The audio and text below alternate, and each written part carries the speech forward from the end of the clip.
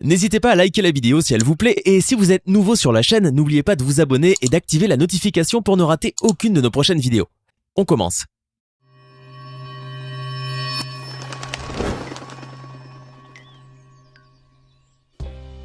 Bonjour et bienvenue à tous. Les salaires des footballeurs professionnels ont évolué considérablement depuis ces dernières années, atteignant parfois des sommes astronomiques. Certaines stars du ballon rond perçoivent ainsi des émoluments qui défient l'entendement, comme c'est le cas de Neymar Jr. qui ne touche pas moins de 36,8 millions d'euros par an. Mais le fait d'être mieux payé que la reine d'Angleterre n'est pas sans conséquence sur la modestie de ces joueurs, qui en prend généralement un sacré coup et qui disparaît complètement au fur et à mesure qu'ils gagnent encore plus d'argent. L'exemple d'un Cristiano Ronaldo claquant son argent dans les bolides et les palais et affichant avec arrogance les signes de sa richesse est représentatif d'un milieu footballistique miné par l'égocentrisme et le narcissisme.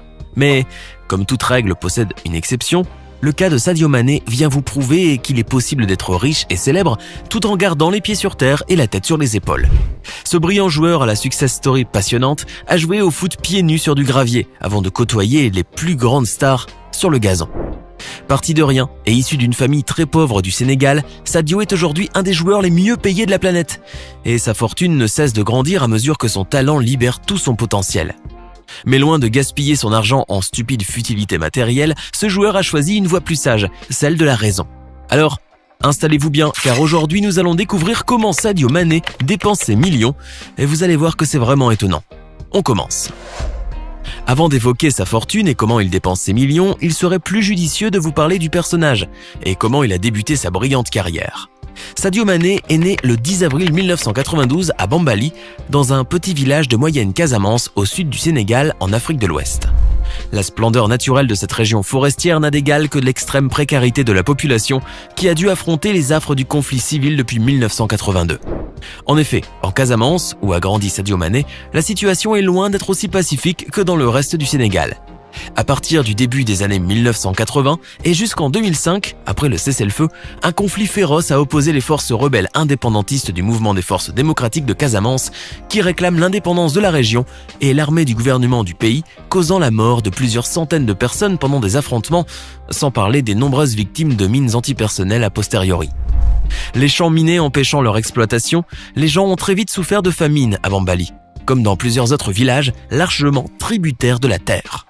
C'est donc dans des conditions d'extrême pauvreté que voit le jour, le 10 avril 1992, celui qui deviendra plus tard le meilleur ailier au monde.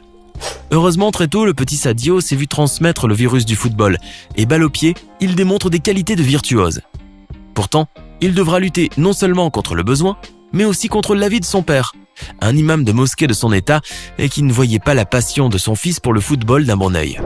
Ce dernier ira même jusqu'à le frapper pour le dissuader de jouer au foot, mais il s'est vite rendu compte que cela ne servait à rien, surtout lorsque son fils de 15 ans a fait une fugue d'une semaine pour aller tenter sa chance à la capitale Dakar. Finalement, et à force de persuasion, Sadio Mané convainc les siens de le laisser quitter le village pour rencontrer des formateurs en ville. Il se rend alors à Mbour, la plus grande ville du football au Sénégal, avec son petit équipement de fortune, un short miteux et des chaussures abîmées. Un détecteur de talent local repère la future star et l'aiguille vers l'AS Génération Foot, l'un des multiples clubs de Dakar. Un avantage non négligeable car ce club fait partie de la pépinière de Génération Foot, scrutée à la loupe par les clubs européens à la recherche de jeunes joueurs prometteurs. Placé sur le côté de l'attaque, Sadio fait merveille et contribue à l'accession du club en 2e division sénégalaise au terme de la saison 2010-2011. Il rejoint alors la France et le FC Metz, conquis par son toucher de balle, toujours en partenariat avec Génération Foot. Mais malgré des débuts prometteurs, Sadio ne brillera pas tellement en France, car débarqué fraîchement dans une Europe glaciale et loin de son soleil africain, il a du mal à s'acclimater et souffre même d'une pubalgie qui lui cause de grandes douleurs, mais qu'il dissimule tout de même afin d'être sûr de jouer. Son potentiel n'échappe pourtant à personne et le Red Bull Salzbourg, conquis par le joueur, ne lésine pas sur les moyens pour l'acheter à Metz. Sadio signe ainsi avec le club autrichien en échange de 4 millions d'euros, alors 3e plus grosse indemnité de transfert dans l'histoire du FC Metz. C'est donc en Autriche que le natif de Bambali prend son essor et démontre l'étendue de ses capacités sur le terrain.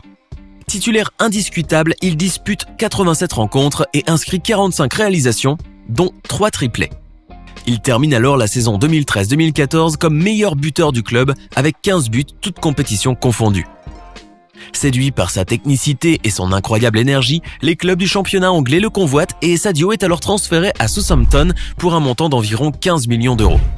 Révélant un talent hors norme sur les pelouses de la première ligue anglaise, Sadio est recruté par Liverpool qui débourse la coquette somme de 36 millions d'euros, faisant de lui le deuxième joueur le plus cher de l'histoire du club derrière Andy Carroll. Très vite, il convainc le public des Reds et s'impose sans trembler parmi le redoutable trio offensif composé de Salah, Firmino et Coutinho. Le milieu offensif de 27 ans laisse éclater tout son art et contribue à porter Liverpool au sommet, remportant au passage sa première Ligue des Champions en 2019 lors de la victoire 2-0 de Liverpool contre Tottenham. Le club remporte aussi la Supercoupe de l'UEFA contre Chelsea lors d'une rencontre où Mané s'est distingué en inscrivant un doublé. C'est donc sans surprise que l'infatigable Sadio reçoit le prix du joueur africain de l'année 2019 et se place en 28e position dans le classement pour le soulier d'or. Une véritable consécration et aussi une belle ironie du sort pour un joueur qui a disputé ses premiers matchs pieds nus. Et oui, désormais Sadio fait partie des joueurs les mieux payés de la planète et son salaire chez Liverpool était jusqu'à présent de 9 millions d'euros par an. Mais depuis que le joueur a négocié un prolongement de son contrat jusqu'en 2023 avec Liverpool, ses honoraires pourront passer à 13 millions d'euros annuellement. Car le club veut blinder son joueur vedette, qui n'a jamais caché son ambition de jouer au Barça ou au Real Madrid, les clubs mythiques qui le faisaient rêver durant son enfance. Sadio Mané roule donc sur l'or, comme on s'en doute, avec un salaire hebdomadaire de plus de 250 000 euros, soit l'équivalent de plus de 35 000 euros par jour. Pourtant, malgré ces sommes fabuleuses, Sadio Mané demeure un modèle d'humilité et contrairement à la plupart des stars du ballon rond, il ne claque pas ses millions dans des bolides et des soirées tapageuses et ne se vautre pas dans un luxe ostentatoire et bling-bling. Le sociétaire des Reds est un homme casanier par nature et s'il rayonne sur le gazon, il est plutôt discret et timide à l'extérieur des terrains. Mais surtout, le natif de Bambali n'oublie pas ses origines très modestes car la vie lui a très tôt appris la vraie valeur des choses et des gens. Sadio Mané a ainsi un rapport à l'argent qui reste très loin des stéréotypes des stars footballistiques de son acabit et ne montre ainsi aucun signe apparent d'opulence. Quand d'autres joueurs viennent aux entraînements au volant de Ferrari ou d'autres bolides, portant des montres de luxe et des bijoux monstrueusement chers, Sadio, lui, reste sobre. En parfait pragmatique, le joueur ne dilapide pas son argent, loin de là. Il le fait plutôt fructifier à coups d'investissement dans des biens immobiliers dans son pays natal. Après avoir mis sa famille définitivement à l'abri du besoin, Sadio s'est ainsi tourné vers sa communauté qu'il n'a jamais oubliée, soit dit en passant. Bien qu'il reste très discret sur ses actions humanitaires, la star a avoué avoir offert près de 240 000 euros pour la construction d'un lycée moderne à Bambali. Il finance aussi un stade de football pour les jeunes, toujours de ses propres deniers, et achète des vêtements, des chaussures et de la nourriture aux personnes démunies. Généreux et prévenant, Sadio fait un joli cadeau à son village en envoyant 300 maillots des Reds à ses habitants, toujours à ses frais. On peut arguer que ses bonnes actions envers son pays et ses concitoyens ne font partie que de la partie émergée de l'iceberg, tant le joueur est connu pour sa discrétion quasi légendaire. Et il est fort probable que la générosité de Sadio aille bien au-delà de quelques centaines de milliers d'euros, et que son dévouement corps et âme pour le bien-être de ses concitoyens se chiffre plutôt en millions. Une générosité qui est la bienvenue dans sa région natale, qui s'évertue à se relever tant bien que mal après avoir enduré la tempête du conflit séparatiste. La star sénégalaise reste quand même le plus critiqué des Lions de la Teranga par rapport à ses prestations en équipe nationale, ayant raté le dernier penalty face au Cameroun en quart de finale de la Coupe d'Afrique des Nations de football 2017, synonyme d'élimination pour le Sénégal. Le peuple sénégalais, qui aurait pu ainsi lui en vouloir de n'avoir pas conduit les Lions de la Teranga au sacre africain, a malgré tout facilement avalé la pilule, et son image n'en fut point ternie. Pour les Sénégalais, Sadio demeure cet enfant du pays qui n'a pas eu la vie rose mais qui a réussi sans l'aide de personne et qui n'oublie pourtant pas les siens. Son intégrité et sa grande modestie en ont fait un personnage charismatique et une fierté pour tout le pays. Et si la star de Liverpool envisage un jour de prendre une retraite bien méritée, il n'est pas impossible que ce soit dans son village natal à Bambali, qui a bien changé depuis l'époque où il y jouait au foot avec des godasses déchirées. Mais pour l'heure, la star de 27 ans n'est pas encore au bout de sa carrière et il se pourrait très bien qu'il soit racheté par le Real Madrid qui le lorgne de très près. Celui qu'on dit être le meilleur ailier de la planète pourrait donc faire grimper les enchères car il est certain que Liverpool ne le cédera pas au prix bas. Sadio Mané pourrait donc valoir beaucoup plus d'argent dans le futur et ses revenus pourraient être multipliés par 3. Une corne d'abondance renversée pour ce jeune issu de la misère la plus sévère mais dont on est certain qu'il va partager avec les autres tant son altruisme est devenu légendaire. Alors que pensez-vous de la belle épopée de Sadio Mané, qui l'a emmené du dénuement total à l'extrême richesse? Vous a-t-elle impressionné? Donnez-nous votre sentiment dans les commentaires. Ce n'est pas fini. Envie d'en voir plus?